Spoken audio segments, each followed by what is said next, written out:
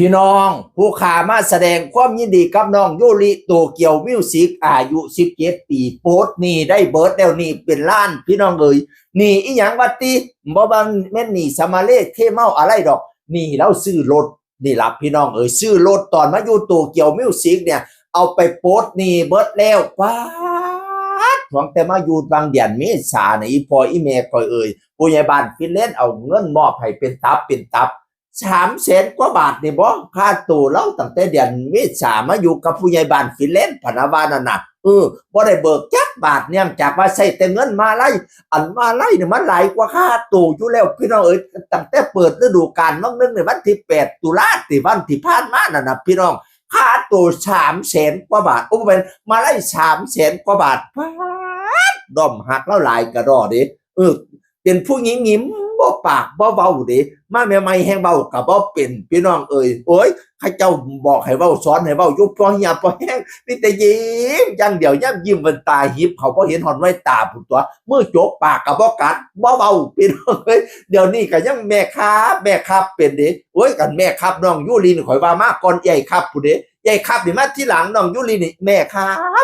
บตั้งแต่โดนพอพี่น้องเอ้ยโอ้ยแม่ก็เลยฮักก็เลยเอ็นดูเราพี่น้องโอ้ยเนาะได้เงินเป็นกอบเป็นกำพุ่นน่ะมือเปิดฤดูกาลก็ได้ผู้ใหญ่บ้านฟินแลนด์ภาคมากันมาถ่ายคลิปมอบเงินค่าโตให้บ่เคยเบิกเลยพะนะว่านั่นน่ะผู้ใหญ่บ้านว่าบ่เบิกใส่แต่มาไล่กับพ่อเหียพ่อแห้งแล้วล่ะบ่แต่มือเปิดฤดูกาลเด้ไปเวทีนั่นเวทีนี่ว่าซั่น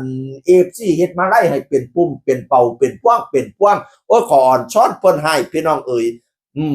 มาจากครอบครัวธรรมดานะไทยบ้านธรรมดาคุณแม่ก็เป็นคุณแม่เลี้ยงเดี่ยวคุณแม่ตอนแรกละพาลูกชายร้องเพลงในโตหวังว่าจะได้อันโบนัสได้รางวัลอะไรทำไมพอได้จุนเกียร์ครอบครัวพี่น้องเอ๋ยผู้ใหญ่บ้านฟิแลนซ์ผ่านไปเห็น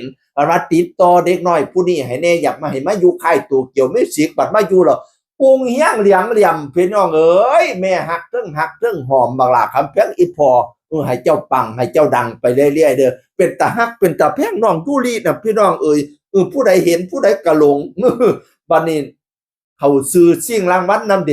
ยูริโตเกียวมิวสิกมีชื่อเข้าชิงรางวัลศิลปินที่สุดแห่งปีจากลูกทุ่งสเตชันทีวีอวอร์ด2025และตอนนี้คะแนนนำเป็นอันดับ1นะไม่ธรรมดานะคนฮักคนหอมหลายพี่น้องเอ๋ยให้เจ้าปังให้เจ้าดังๆเด้ออีฟอเอ้ยดังแล้วให้ดังอีกปังแล้วให้ปังอีก